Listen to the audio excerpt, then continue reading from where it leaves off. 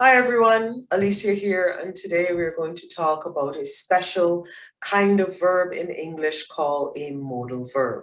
Now, modal verbs are helping verbs and they do not behave like other normal verbs. For example, they do not have past tense forms and we don't somehow change them when talking about the future. They also don't have singular and plural forms. For example, we would say, I eat, you eat, he, she, it eats. But modal verbs don't do that. They always stay the same. And because they're helping verbs, they also always need a main verb in the sentence with them. They cannot stand alone as the only verb in a sentence. So there are less than 12 modal verbs in English, but today we're only going to focus on one, and that is the verb can. And we use can to talk about ability. That is, does some person have the strength? Does some person have the time? Does some person have the resources to do something? So here we have Mr. Smith. Mr. Smith can walk with the help of a walker now. And there we see him right now on the walker. Or we can say Miss Hill can only use the wheelchair. She is still too weak to stand. But how then do we discuss ability in the past or the future? Say we want to talk about someone's ability yesterday or last week, or similarly tomorrow or next month.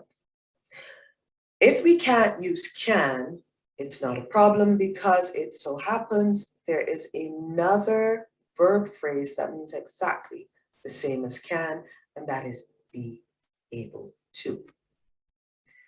And as you know, be is a normal verb in English in that it changes, singular, plural, and also it has past tense forms. So if we are talking about ability in the present, yes, we can say I can, but we can also say I am able to, conjugating the word be in the present tense. We can go on to say you, we, or they can, or you, we, they are able to. We can say he, she, it can, or he, she, it is able to. But when it comes to the past tense, we say, I was able to. Because we cannot change can, we use be able to. So, I was able to. You, we, they were able to. He, she, it was able to. And when talking about the future, we use the future helping verb will, and we leave be in its normal root form. So, I will be able to. You, we, or they will be able to. She, he, she, or it will be able to. So for example, talking about yesterday, the ability of Mr. Smith or Ms. Hill. Yesterday, Mr. Smith was able to walk with a walker. Ms. Hill was only able to use the wheelchair. She was too weak to stand. And how do we say can and be able to in the negative? Well, you're probably familiar with can't or cannot. And we can also put be able to in the negative with the word not. So yesterday, Mr. Smith was not able to walk with a walker. Ms. Hill was not able to use the wheelchair. She stayed in bed. And note where the not comes between was and able to. So here's a question for you.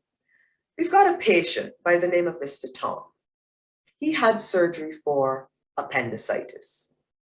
And these are the points in his story. 2 days ago, got to hospital quickly. Today, which is day 2 post-op, he's eating. Tomorrow, going home. How would you talk about Mr. Tom's abilities 2 days ago, today, as well as tomorrow?